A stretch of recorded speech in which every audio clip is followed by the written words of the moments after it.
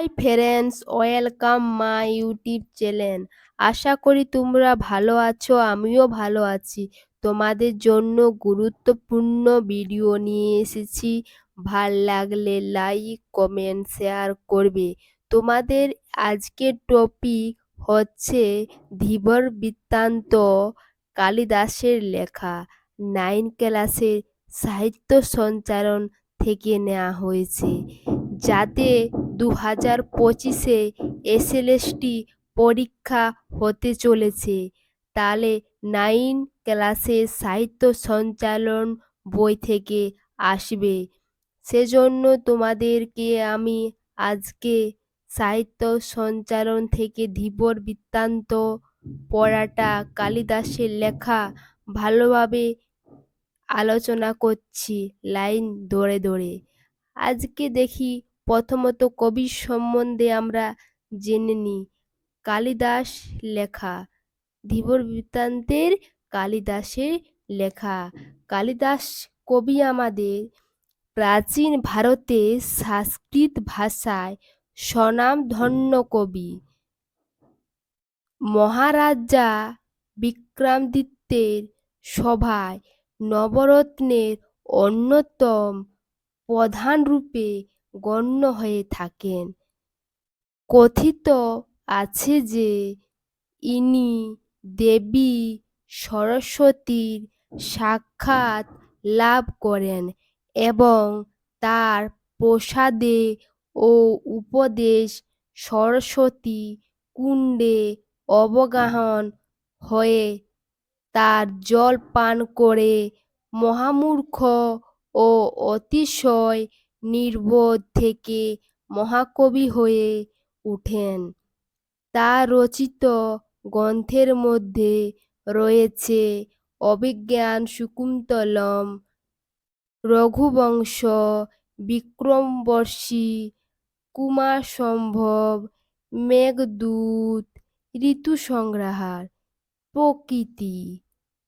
ইনি পশ্চিম মালবের অধিবাসী এবং খ্রিস্টীয় 5ম শতাব্দীর শেষভাগ থেকে 6ষ্ঠ শতাব্দীর মধ্যে বর্তমান ছিলেন বলে অনুমিত হয়ে থাকে। এর কালিদাস তর্জমা করেছেন ধীবর বৃত্তান্ত সত্যনারায়ণ চক্রবর্তী। তোমাদের যদি এবার তোমাদের পড়াটা শুরু হতে চলেছে। আগে আমরা জানা দরকার ছিল যে আমাদের কবির সম্বন্ধে, সেজন্য কবির সম্বন্ধে জানা হয়ে গেছে। এবার পড়ার মূল আলোচনা তোমাদের সামনে গল্পটির বিষয়বস্তু তুলে ধরবো আর পড়াটা লাইন বাই লাইন তোমাদেরকে বলবো। তো আমাদের এই পড়াটার বৃত্তান্তর লেখা কালিদাসের পড়াটার যে গল্পটা, তার বিষয়বস্তু তোমাদের সামনে তুলে ধরছি।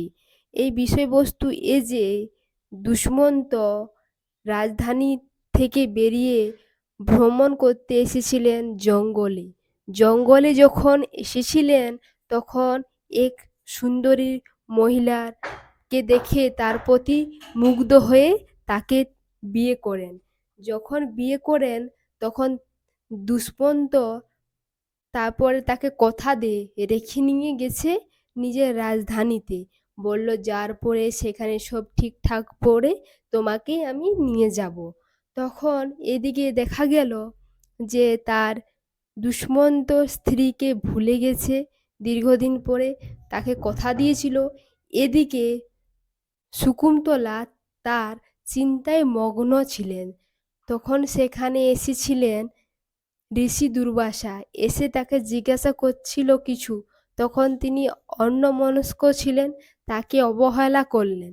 তখন তাকে ঋষি দুর্বাসা অভিশাপ দিলেন, কিন্তু ঋষি দুর্বাসা যে অভিশাপটা দেয় সে অভিশাপ লেগে যায়। তখন অভিশাপ দিলেন, তুমি যার চিন্তায় মগ্ন আছে সে ব্যক্তি তোমাকে ভুলে যাবে।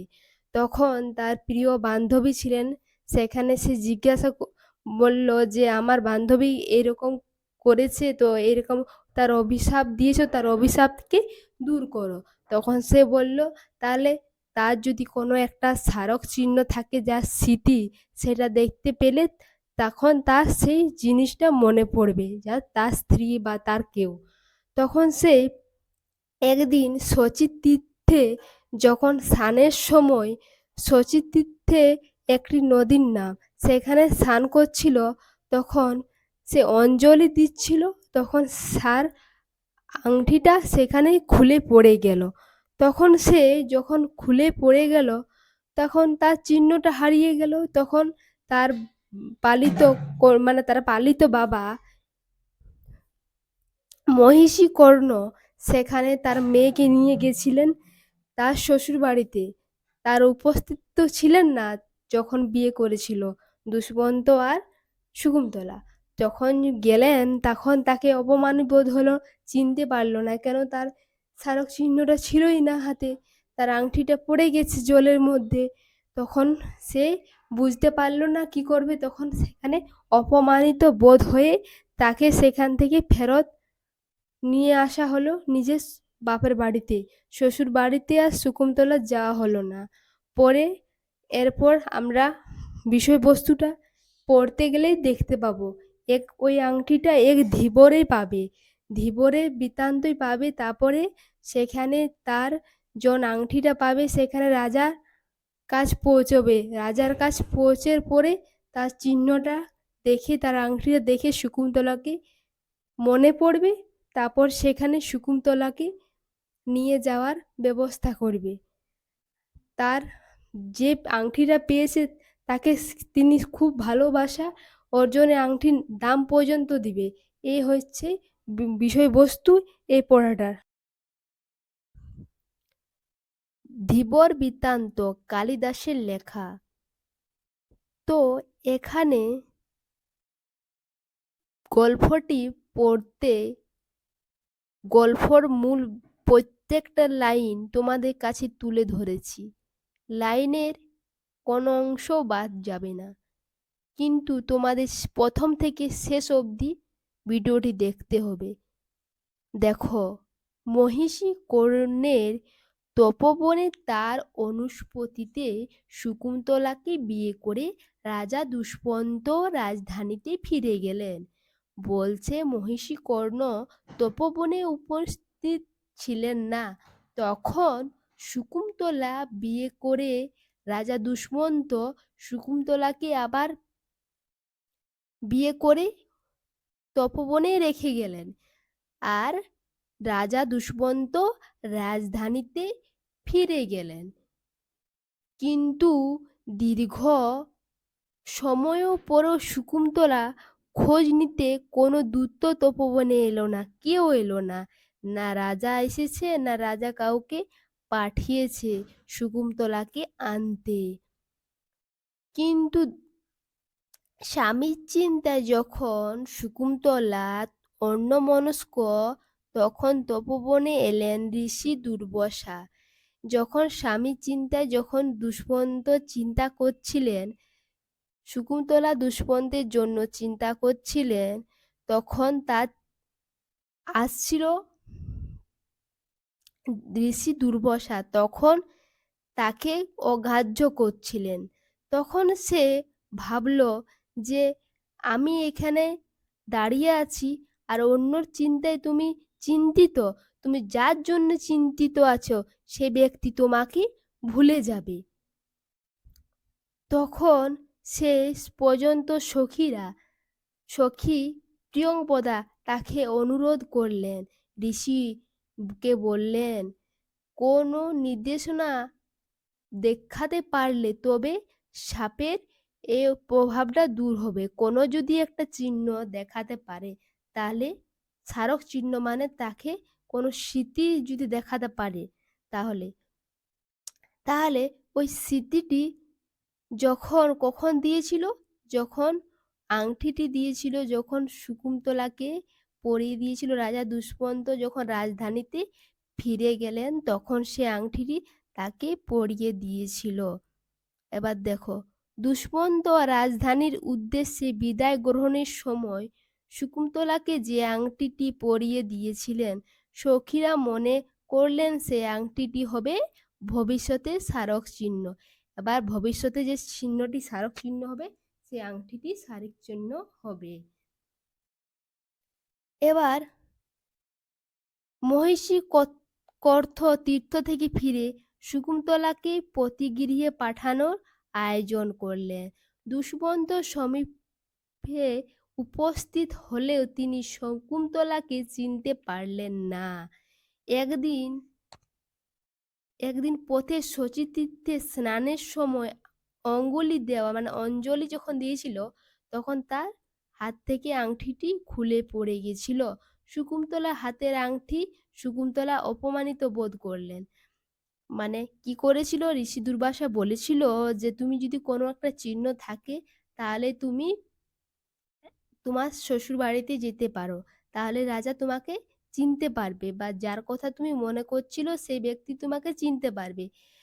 কেন এরকম অবস্থা হয়েছিল, অন্য অন্য কারো চিন্তা ছিল, তখন ঋষি দুর্বাসা অপমানিত বোধ করেছিল, সেজন্য তাকে এই অভিশাপটা দিয়েছিল। কিন্তু সে সেই চিহ্নটি হারিয়ে গেছিল। কোথায় হারিয়ে গেছিল? যখন শচী তীর্থে স্নান করছিল তখন হারিয়ে গেছিল। সেজন্য সেই ব্যক্তি পারল না চিনতে শকুন্তলাকে, কেন তার চিহ্নই ছিল না। ঘটনাক্রমে সেই আংটিটি পেল এক ধীবর। কে পেয়েছিল? ধীবর। ঘটনাক্রমে সে আংটিটি পেল ধীবর। তার নগর রক্ষা নিযুক্ত রাজসেবক এবং পিছনে হাত বাঁধা অবস্থায় এক পুরুষের সঙ্গে নিয়ে দুই রক্ষী প্রবেশ। একজন কি করলো, হাত ভাঙা অবস্থায়, একজন হাত ভাঙার অবস্থায় কি করলো, দুই রক্ষী প্রবেশ হলো।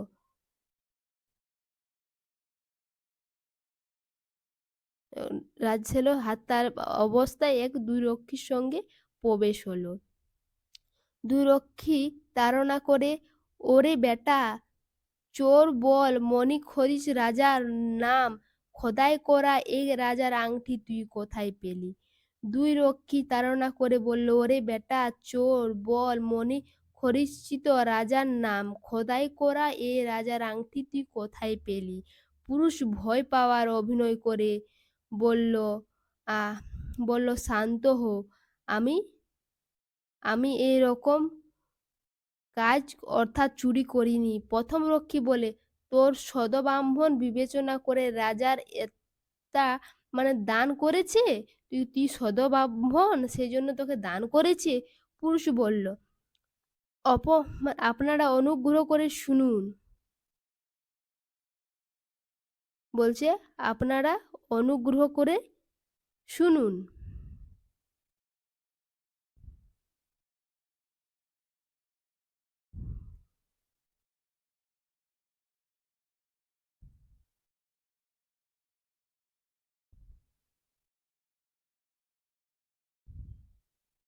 আপনারা অনুগ্রহ করে শুনুন, আপনি একজন জেলে বক্রসতার, আমি থাকি, আমি একজন জেলে, আমি চক্রবক্তারে থাকি। দ্বিতীয় রক্ষী, বেটা বাটপাড়া, আমরা কি তোর জাতির কথা জিজ্ঞাসা করেছি? শ্যালক সূচক, একে পরবাপর বলতে দাও। শ্যালক বলছে, সূচক ওকে বলতে দাও, মধ্যে বাধা দিও না। দুই রক্ষী তার, আপনি তা যা আদেশ বলতে বলো, কি বলছিলে? পুরুষ জাতি জাল, বড়শি ইত্যাদি নানা উপায়ে মাছ ধরে সংসার চালায়। বলছে আমি বড়শি জাল ধরে নিয়ে সংসার চলাই। শ্যালক বলছে হেসে, তার তো জীবিকা বেশ পবিত্র বলতে হয় দেখছি।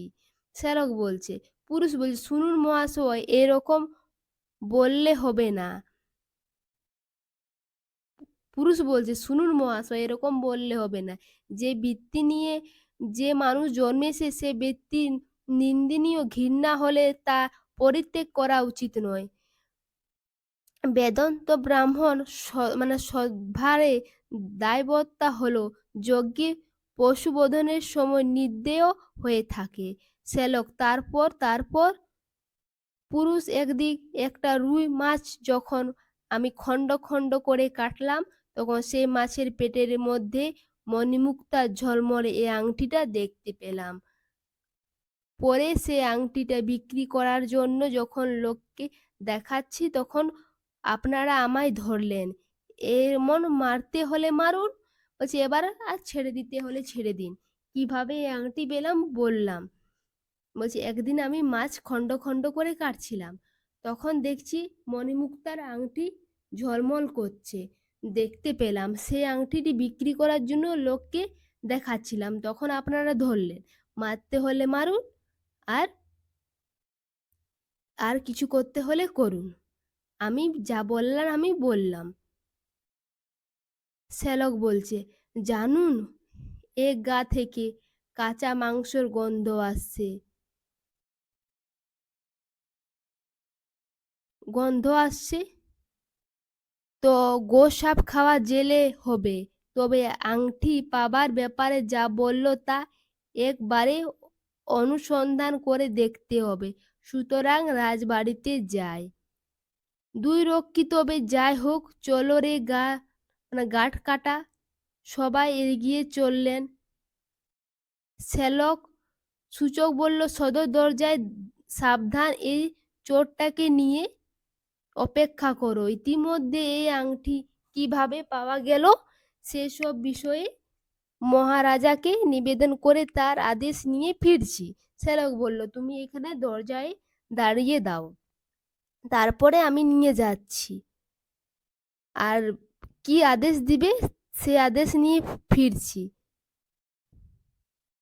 দুই রক্ষী আপনি প্রবেশ করে মহারাজ এই সংবাদ শুনে খুব খুশি হলেন। রাজসেবক বেরিয়ে গেলেন। প্রথম রক্ষী, আমাদের প্রভুকে দেখি খুব বিলম্ব হয়েছে, মানে খুব খুশি হয়েছে। রাজসেবক এখানে বেরিয়ে গেলেন, তারপর বলছে খুব খুশি হয়েছে। দ্বিতীয় রক্ষী, আরে বাবা, অবসর বুঝে নাও, রাজার কাছে যাওয়া যায়। প্রথম রক্ষী, জানুক, একে মারার আগে এর গলায় যে ফুলের মালা পরানো হবে তা গাঁথতে হাত আমার দুটি নিষ্ফিস করছে। জেলে দেখিয়ে দিল। পুরুষ জেলে মহাশয়, বিনা দোষে আমাকে মারবেন না বলছে। দ্বিতীয় রক্ষী তাকিয়ে দেখে এই আমাদের প্রভু আসছে, মানে শ্যালক আসছে। মহারাজ মানে হুকুমান হাতে নিয়ে এদিকে আসছেন। হয়তো মা তোকে শুকুনি দেওয়ার খাওয়ানো হবে, না হয় কুকুরকে দিয়ে খাওয়ানো হবে। রাজসেবক প্রবেশ। শ্যালক সূচক, এই জেলেকে ছেড়ে দাও। আংটি পাওয়ার ব্যাপারে এ যা বলছে তা সব সত্যি বলে প্রমাণিত হয়েছে। সূচক, তা প্রভু যা আদেশ করেন। সূচক বলছে।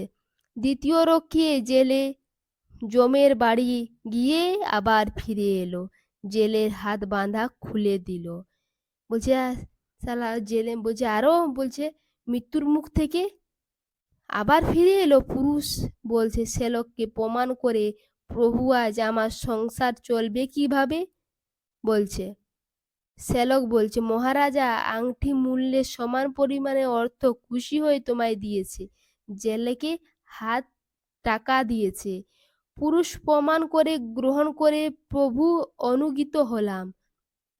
সূচক, এ কি যা তাই অনুগ্রহ যে শুল থেকে নামিয়ে একেবারে হাতির পিঠে চড়িয়ে দেওয়া হলো। বলছে শুল থেকে নামিয়ে একেবারে হাতির পিঠে চড়িয়ে দেওয়া হলো। জানুক হুজুর, যে পরিমাণে পরিশোধ দেখিয়েছি তা বোঝা যায় সে আংটি রাজার খুব প্রিয় ছিল।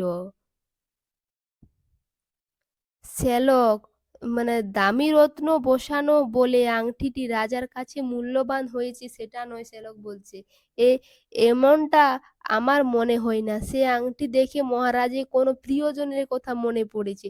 ঠিকই বলছে, তার প্রিয়জনের কথা, শকুন্তলার কথা মনে পড়েছে। সবটা গম্ভীর প্রাকৃতিক হলো। মুহূর্তের জন্য রাজা বিলম্বভাবে চেয়ে রইল, অনেকক্ষণ ভাবে, যেমন কি হয়েছিল সেই হিসাবে চেয়ে রয়েছিল।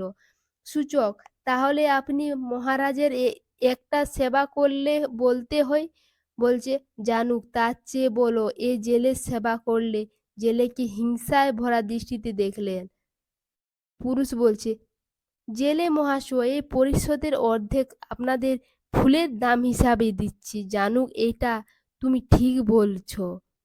শ্যালক: কোন ধীবর এখান থেকে তুমি আমার একজন বিশিষ্ট প্রিয় বন্ধু হলে সংক্ষিপ্ত ও সম্পাদিত এই তর্জমা করেছেন সত্যনারায়ণ চক্রবর্তী।